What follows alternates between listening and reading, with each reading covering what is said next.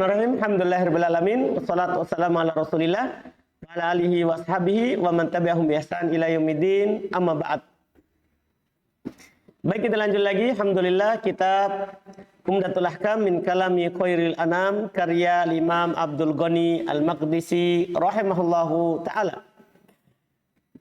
Di pertemuan kita kali ini, alhamdulillah, kita memasuki kitab kedua dari pembahasan beliau di kitab ini, Umdatul Ahkam min kalamin khairi kalamil anam, adalah kitabus shalah. Setelah selesai dari kitabut thaharah, maka beliau masuk di pembahasan kitabus shalah. Kitab as-shalah ini pembahasan sangat penting sekali terkait dengan salat, karena ini adalah merupakan rukun Islam yang kedua. Siapa yang meninggalkannya secara sengaja, kafir, murtad, keluar dari Islam. Keluar dari Islam. Salat secara bahasa adalah ad-du'a, bermakna doa. Ya, salat secara bahasa bermakna doa. Ya. Adapun secara istilah, tentunya antum sudah maklumi bersama di aqwal wa af'al. Muftatahah bitakbir wa mukhtatamah bitaslim. Salat adalah secara bahasa, secara istilah, dia ucapan dan perbuatan. Karena ada ucapan, ada perbuatan dalam salat. Yang dibuka dengan takbir dan ditutup dengan apa? Taslim. Dibuka dengan takbiratul ihram, ditutup dengan salam. Paham kan? Ditutup dengan salam. Dan salat sebagaimana anak katakan tadi, dia merupakan rukun Islam. Tetap dengan dalil Al-Quran, sunnah, dan ijma'. Siapa yang menentangnya maka sungguh dia telah kafir. Sangat banyak ayat, sangat banyak hadis terkait dengan wajibnya salat 5 waktu. Tentang wajibnya salat 5 waktu. Nah, di dalam pembahasan salat itu banyak hal ya. Banyak hal yang dibahas. Sebelum masuk di sifat salat, belum bahas dulu hal yang pokok, yaitu sebelum salat adalah tentang waktu. Karena syarat sahnya salat, pertama kemari berwudu. Paham ya? Kemudian yang kedua niat, sudah juga disebutkan hadisnya dalam wudu. Yang ketiga adalah masuknya waktu. Ini disepakati oleh kaum muslimin, makanya dibahas dulu. Karena waktu itu syarat salat. Syarat itu dibahas sebelum yang dipersyaratkan. Ya kan? Salat dipersyaratkan masuknya waktu. Berarti masuknya waktu sebelum terjadinya salat, kan begitu? Harus dibahas sebelumnya. Makanya beliau berikan bab pertama tentang waktu. Qala al-mu'allif rahimahullahu taala babul mawaqit. Ini bab 1. Bab terkait dengan waktu. Kapan waktu salat? Mawaqit itu jamak dari miqat. Jamak dari miqat. Yang mana miqat asalnya miqat. Miqat dari kata waqata. Dari kata apa? Waqata yakitu. Seperti walada yalidu. Miqat isim apanya? Isim zaman dan makan. Tentunya kalau karena ini dari waktu, maka isim zaman. Isim zaman. Iya, itu mereka katakan. Iya. Yang diinginkan adalah waktu zamaniyah, bukan waktu makaniyah. Karena ditentukan dalam sholat bukan tempatnya. Karena seluruh bumi ini adalah masjid. Dimanapun dapat sholat, boleh kita lakukan. Maka di sini yang dibatasi bukan tempatnya. Tapi apa? Waktu. Nah, dalam pembahasan waktu ini belum sebutkan beberapa hadis. Pertama, sebelum belum sebutkan waktu secara rinci, maka belum sebutkan dulu terkait dengan sholat pada waktunya. Kata beliau rahimahullah ta'ala di hadis 44, an Abi Amr Saibani wasmuhu Sa'ad ibn Iyas. Qala haddatsani sahib hadhihi dar wa asyara bi yadihi ila dari Abdullah bin Mas'ud radhiyallahu taala anhu. Qala sa'altu Rasulullah sallallahu alaihi wasallam ayyul amali ahabbu ila Allah azza wa jalla. Qala as-salatu ala waqtiha. Qultu thumma ay? Qala birrul walidain. Qultu thumma ay? Qala al-jihadu fi sabilillah. Qala haddatsani bihinna Rasulullah sallallahu alaihi wasallam. Walau tazattuhu lazadani. Kata beliau rahimahullah dari Abi Amr Asy-Syaibani. Nama beliau adalah Sa'ad bin Iyas. Beliau tabi'in. Beliau adalah seorang tabi'in, murid dari Abdullah ibn Mas'ud di Basra. Beliau berkata, telah menceritakan kepada saya pemilik rumah ini. Beliau tunjuk rumahnya Abdullah ibn Mas'ud. Dia berkata, yaitu Abdullah ibn Mas'ud, sa'altu Rasulullah sallallahu alaihi wasallam. Saya bertanya kepada Rasulullah sallallahu alaihi wasallam, ayyul a'mali ahabbu ilallahi azza wa jalla. Amalan apakah yang paling dicintai oleh Allah Subhanahu wa taala? Qal, maka Nabi berkata, as-salatu ala waqtiha, salat pada waktunya. Ini menunjukkan di pembahasan kita bahwa salat ada waktunya. Ya kan? Karena Nabi bilang salat pada waktunya, berarti salat itu ada apanya? Ada waktunya, itu penunjukannya. Terus juga yang kedua, salat pada waktunya itu adalah amalan yang paling dicintai oleh Allah. Jelas kan? Ini penunjukannya. Ini alhamdulillah selesai. Cuma kemudian belum melanjutkan lagi karena kebiasaan Abdul Ghani Al-Maqdisi rahimahullah belum sebutkan hadis penuh. Walaupun bukan sahihnya yang beliau inginkan. Kemudian beliau berkata, kemudian apa lagi? Kata beliau, birrul walidain, berbuat baik kepada kedua orang tua. Itu termasuk amalan dicintai oleh Allah. Qultu tsumma, kemudian apa lagi? Al-jihad fisabilillah, berjihad di jalan Allah. Dan beliau berkata, haddatsani bihinna Rasulullah sallallahu alaihi wasallam. Rasulullah sallallahu alaihi wasallam yang menceritakan kepada saya dengan 3 perkara tadi itu. Walau tazattuhu, seandainya saya menambah pertanyaan saya, lazadani, maka beliau akan menambah jawabannya. Kan beliau ulang hanya berapa kali? 3 kali. Mungkin kalau saya tambah kemudian apa lagi, kemudian apa lagi, kemudian apa lagi, maka Nabi SAW akan menambahnya. Paham kan? Iya. Ini adab di dalam juga bertanya. Di dalam bertanya antum kalau bertanya jangan tambah terus. Iya. Dipahami kan? Nah, iya. Maksudnya paling banyak berapa? 3 kali. Jangan sampai nanti terjadi malal kepada orang yang antum tanyakan kepadanya. Ya, terus juga kalau antum yang ditanya, itu tidak harus antum jawab. Kalau antum lihat belum dibutuhkan, boleh diakhirkan. Karena para ulama jelaskan bahwa boleh akhirkan jawaban sampai waktu dia butuhkan. Bukan menyembunyikan yang benar. Tapi kalau orang butuh, antum ditanya, wajib jawab. Kalau dia butuh. Tapi kalau dia hanya butuh kalau terjadi misalnya, belum terjadi, boleh diakhirkan. Boleh diakhirkan. Dipahami ini kan? Ini kelengkapannya. Terkait dengan hadis, terkait dengan waktu tadi, alhamdulillah. Kemudian berikutnya, an Aisyah radhiyallahu taala anha, qalat, laqad kana Rasulullah sallallahu alaihi wasallam yusalli al-fajr. Ini sudah mulai rinci. Fayashhadu ma'ahu nisa'un minal mu'minat mutalaffi'atun bimurutihinna thumma yarji'na ila buyutihinna ma ya'rifuhunna ahadun minal ghalas.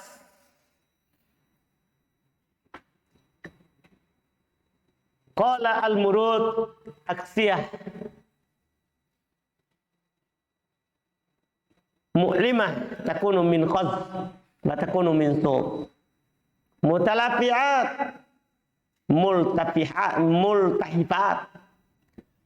Wal ghalaq ikhtilat dia usbah bidulmatil lail. Masya Allah. Beliau terangkan makna murut tadi. Kata beliau dari Aisyah radhiyallahu taala anha, beliau berkata, adalah Rasulullah sallallahu alaihi wasallam salat fajar,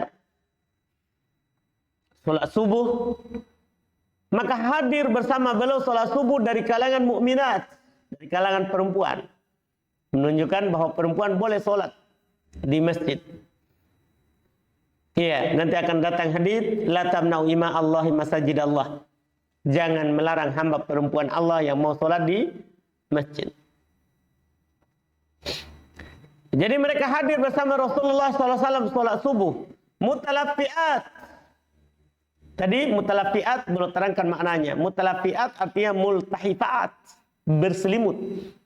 Dalam keadaan berselimut. Ya. Bimurutihinna, dengan murut mereka. Apa artinya murut? Belum juga terangkan tadi. Dia adalah pakaian yang terbuat dari sutra atau kadang dia dari suf. Dari katun bahannya. Iya, dari bulu. Itu murut. Berarti mereka berselimut dengan pakaian mereka. Ini tentunya setelah turun ayat hijab. Setelah turun ayat hijab, mereka keluar ke masjid dalam keadaan pakaian rapi tertutup. Nah, ini menunjukkan nanti boleh orang perempuan sholat di masjid kalau dia tutup auratnya. Ya kan? Kalau ada orang pergi ke masjid sekarang kadang ya mukenanya disimpan di lehernya. Ini masalah. Ya kan? Ini dalam keadaan dia tutup auratnya. Summa yarji'na ila buyutihinna, ini yang menjadi syahid kita. Kemudian mereka kembali ke rumah mereka, ma ya'rifuhunna ahadun minal golas. Tidak ada seorang pun yang mengenal mereka karena gelap. Ini menunjukkan sholat subuh itu adalah masih gelap. Belum ada apa? Cahaya. Lihat keterangan dari Syekh Al-Ghalab, ikhtila'ud diya'us subah, campurnya cahaya subuh dengan kegelapan malam. Ini menunjukkan bahwa Nabi sholat subuh awal terbitnya apa? Fajar. Dipahami ini? Ada penukilan di hadis lain bahwa Nabi sholat, Masya Allah, sampai terang. Ini tidak saling bertentangan. Ini sama saja. Cuman kadang Nabi itu sholat subuh, kadang bacaannya panjang, kadang bacaannya pendek. Jadi yang tadi di awal bacaannya pendek, sehingga mereka keluar masih gelap. Yang bilang sampai sudah terang, maksudnya apa? Nabi sholat di awal, kemudian apa? Panjang bacaannya, sampai apa? Terang, mereka keluar. Cahayanya. Terang, cahayanya. Dipahami ya? Itu komprominya yang bagus. Karena kalau bisa dikompromikan, kita tidak boleh membuang satu hadis dan mengamalkan hanya hadis yang lain. Nah, ini menunjukkan waktu subuh. Waktu subuh itu adalah waktu yang masih gelap. Bukan terang yang ditunggu, tapi terbitnya fajar. Bukan gelap, sebagaimana nanti waktu maghrib, ya, bukan gelap atau terangnya yang dilihat, tapi terbenamnya apa? Matahari. Kadang-kadang di tempat terbenamnya atau terbitnya matahari, itu tidak ada awan. Sehingga kalau matahari sudah mau naik, itu sudah terang, cepat. Sama dengan matahari turun. Kalau tidak ada awan, biar mataharinya sudah hilang di atas permukaan laut, masih terang. Kan begitu. Beda kalau ada awan yang menutupi, cepat gelapnya. Makanya dalam masalah waktu ini, yang paling repot adalah subuh sama maghrib. Itu bukan nilainya apa, ukurannya bukan terang atau gelap. Tapi apa? Subuh terbitnya fajar. Dipahami ini kan? Nanti akan disebutkan terbitnya fajar itu adanya cahaya yang ke atas langit dan membentang luas. Adapun kalau cahayanya hanya lurus ke atas, ini namanya fajar kadhib. Ya, dinamakan fajar kadhib, belum fajar benaran. Dipahami ini? Nanti kalau cahayanya menyebar di ufuk timur, jadi tidak ke atas lurus tapi menyebar. Kita lihat di timur, oh cahayanya sudah mulai menyebar. Sudah fajar. Sudah apa? Fajar. Paham fajar? Alhamdulillah. Iya, itu dia. Ini waktu subuh ketika fajar terbit. Dan tentunya masih gelap karena fajar terbit ini baru di sana yang kita lihat yang terang menyebar. Anda paham kan? Karena matahari itu akan terang kita kalau mataharinya makin tinggi.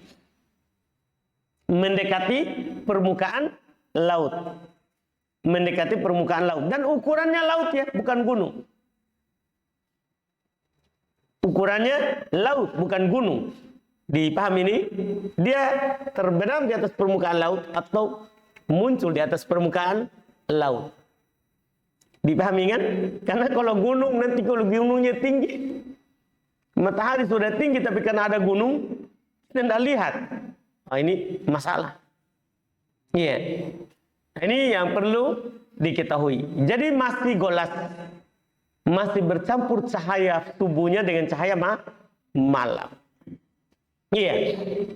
Kemudian ini mulai awal waktu subuh. Belum terangkan. Iya.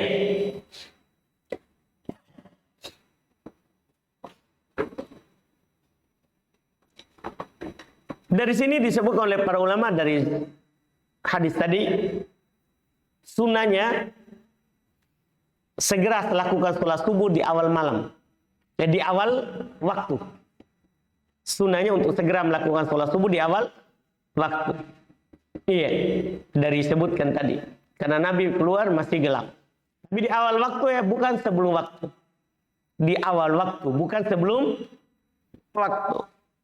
Kemudian hadis berikutnya an Jabir bin Abdullah radhiyallahu taala anhu maqal.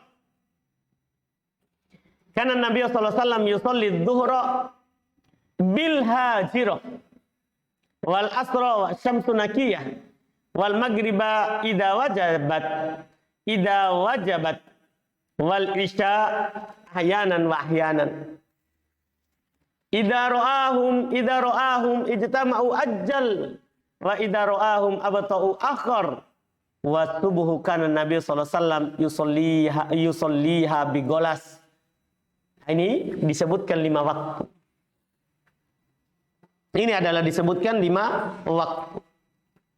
Kata beliau dari Jabir bin Abdullah radhiyallahu taala anhuma, beliau berkata, adalah Nabi sallallahu alaihi wasallam salat zuhur bil hajirah. Di waktu hajirah. Hajirah itu waktu syiddatul har. Waktu yang puncaknya panas. Paham kan? Iya. Diambil hajirah karena orang-orang pasti hajar amalannya. Hajar artinya dia menjauhi pekerjaannya waktu itu. Iya, sekuat apapun ya Yastrib kerja di Maluku. Dan kalau waktu hajirah ini pasti dia keluar. Dan ini waktu puncaknya apa? Panas. Banyak alasan untuk keluar. Minum es lah. Paham kan? Inilah dibilang hajirah. Karena orang-orang menghajar amalannya, menjauhi kerjaannya. Dia makan. Tentunya setelah zawal maksudnya. Karena ya masuknya waktu zuhur adalah ketika sudah ada sedikit bayangan ke arah timur. Itu namanya waktu zawal. Kan tadi kita kalau ada benda saat matahari naik kan bayangan ke arah barat. Paham kan? Betul? Dipahami nih? Bayangan ke arah barat. Panjang. Bahkan lebih panjang dari orangnya. Dari bendanya. Setelah itu makin pendek sampai tidak ada bayangan. Kalau tidak ada bayangan ini namanya muntasifun nahar. Tengah hari. Inilah waktu terlarang sholat. Saat matahari di atas kepala kita. Tidak ada bayangan. Dari benda. Paham kan? Ini waktu tidak boleh sholat. Nah, ketika ada zawal. Maksudnya matahari sudah mulai tergelincir. Sudah ada bayangan kebalikan yang pagi. Yaitu bayangan ke arah mana? Ke arah timur. Sedikit. Paham kan? Maka sudah masuk waktu zuhur. Sudah masuk waktu apa? Zuhur. Paham kan? Ya, kalau orang sekarang ini jarang ya. Kalau kami dulu masih masa pondok seperti itu. Ada papan kemudian ditancapkan paku yang tinggi. Ya, kapan sudah ada mulai bayangan sedikit, sudah boleh atau masuk waktu duhur. Jelas kan? Ini yang pertama. Ketika hajirah, waktu duhur.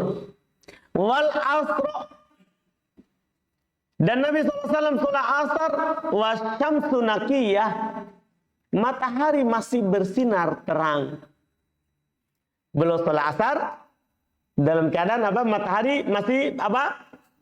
Bersinar terang. Nanti akan disebutkan lagi di hadis berikutnya. Iya, disebutkan lagi di hadis berikutnya. Walaupun disebutkan juga di antara kaidahnya, maksudnya sholat asar ketika bayangan benda, ya itu sudah 2 kali lipat dari bendanya. Sudah 2 kali lipat dari bendanya. Ada juga mengatakan sudah 1 kali lipat melebihi dari waktu zuhur, maksudnya ada zawal lebih sedikit, sudah masuk. Dari hal tersebut jelas matahari masih bersih, masih terang. Wal maghrib idza wajabat, dan maghrib apabila matahari telah wajabat, telah terbenam. Kalau bulatan matahari telah jatuh di permukaan laut, maka sudah masuk waktu maghrib. Wal isya, sementara isya ahyanan wa ahyanan, kadang ini kadang itu. Maksudnya kata beliau, apabila Nabi melihat para sahabat sudah berkumpul, maka baru segerakan isya. Apabila Nabi SAW melihat mereka belum berkumpul, maka belum akhirkan isya. Karena waktu isya luas. Wastubuhu, sementara waktu subuh Nabi SAW sholat ketika golas, masih gelap. Ini jelas ya? Ini waktunya. Kemudian di berikutnya lagi masih waktu.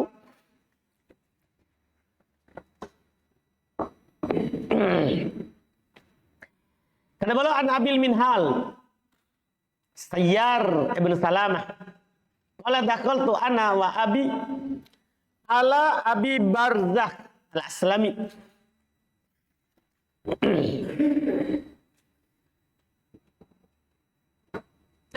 Faqala lahu abi kaifa kana Rasulullah sallallahu alaihi wasallam yusalli al-maktubah. Faqala kana yusalli al-hajrai kana yusalli al-hajir allati tad'unaha al-ula hina tadhadu syams wa yusalli al-asr hatta yarji'u ahaduna ila rahlihi fi aqsal madinah wa syamsu hayyah wa nasitu ma qala fil maghrib wa kana yastahibbu ayu akhira minal isya hatta tad'unaha al-atmah wa kana yakrahu an-naum qablaha wal hadith ba'daha wa kana yanfatilu min salatil ghada hatta ya'rifu rajul jalisah. Ini yang kita maksud tadi, salat subuh sampai terang. Wa kana yaqra'u bisittin ilal mi'ah, jadi bacaannya panjang. Kata beliau dari Abul Minhal,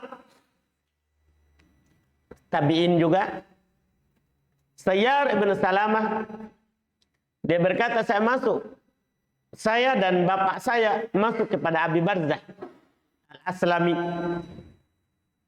Berkata bapak saya kepadanya, kaifa kana Rasulullah SAW yusallil maktubah. Bagaimana Rasulullah SAW sholat 5 waktu? Ini menunjukkan semangatnya tabi'in untuk tahu ilmu. Maka Abu Barzah al-Aslami berkata, adalah Rasulullah SAW sholat al-hajir. Tadi sholat al-hajirah tadi, sholat hajir maksudnya sholat duhur yang kalian sebut dengan al-ula, yaitu penamaan waktu itu dibilang sholat pertama di siang hari. Paham kan? Karena di siang hari ada 2 sholat, sholat duhur dan sholat asar. Yang mana juga di awal malam mereka bilang juga al-atamah, atamatul ula, atamatul thaniyah. Atamah yang pertama maghrib, atamah yang kedua isya, sama juga. Iya.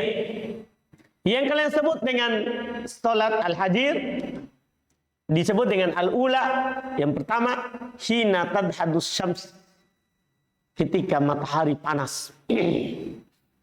Matahari lagi puncaknya panas. Dan belum sholat asar ketika salah seorang dari kami kembali ke rumahnya di penghujung Madinah, matahari masih terang. Matahari masih terang. Dan saya lupa apa yang belum katakan di maghrib. Masya Allah. Inilah mereka jujur dalam menukil. Kalau lupa, bilang lupa. Ini contoh untuk kita. Kalau lupa ya, bilang saja, saya lupa. Tidak ada masalah. Kalau pernah kita dapat tapi lupa.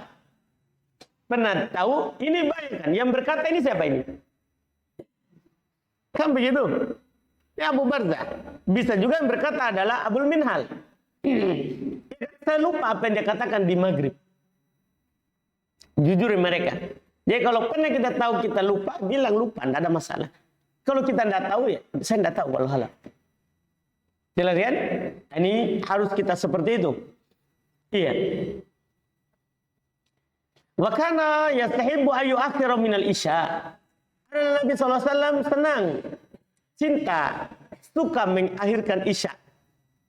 Allati tad'una al-atamah, yang kalian sebut dengan salat al-atamah. Nama dulunya salat isya adalah salat al-atamah. Iya. Wa kana yakrahun naum qablaha wal hadits ba'daha. Dan Nabi SAW tidak senang untuk tidur sebelum isya dan cerita setelah isya. Nabi SAW membenci tidur sebelum isya karena akan dikhawatirkan tembus subuh. Iya kan? Bisa saja kita tidur setelah maghrib sampai bangunnya kapan? Subuh, iya kan? Maka jangan tidur. Iya. Dan beliau juga membenci untuk cerita setelah isya. Setelah isya kalau tidak ada pekerjaan, tidur saja. Iya, karena makruh bercerita setelahnya. Kalau dalam masalah ilmu, para ulama kecualikan boleh. Wa kana yanfatilu min sholatil ghoda. Iya, dan adalah beliau memulai sholat goda. Sholat goda adalah sholat subuh. Belum memperpanjang sampai seorang mengetahui teman dekatnya, duduknya. Maksudnya di sampingnya. Berarti ini sampai kapan ini? Sampai terang. Sampai terang. Bahkan yaqra'u bisittin ilal mi'ah. Dan beliau kalau sholat subuh biasanya membaca 60 sampai 100 ayat. Iya wajar ya. Wajar. Ini 60 surah apa?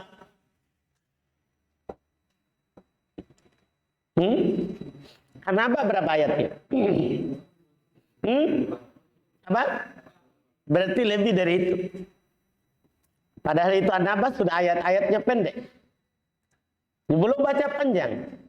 60 sampai 100 di waktu subuh. Jadi wajar. Jadi tadi itu yang keluar sampai tidak ada yang kenal, itu pendek berarti bacaan Nabi. Karena kadang Nabi, tidak selamanya Nabi baca panjang.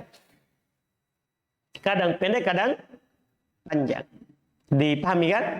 Iya. Bacaan beliau. Sampai dia seorang mengenal jalisnya. Maksudnya samping duduknya. Samping duduknya. Belum baca sampai 60 sampai belum baca 60 sampai 100. Ini masih alhamdulillah terkait dengan waktu sholat. Terkait dengan waktu sholat.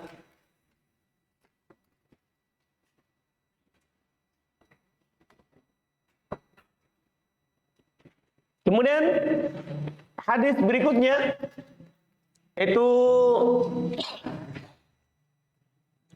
sudah keluar dari waktu sholat ya. Kita akhirkan saja. Hadis berikutnya itu di pertemuan besok.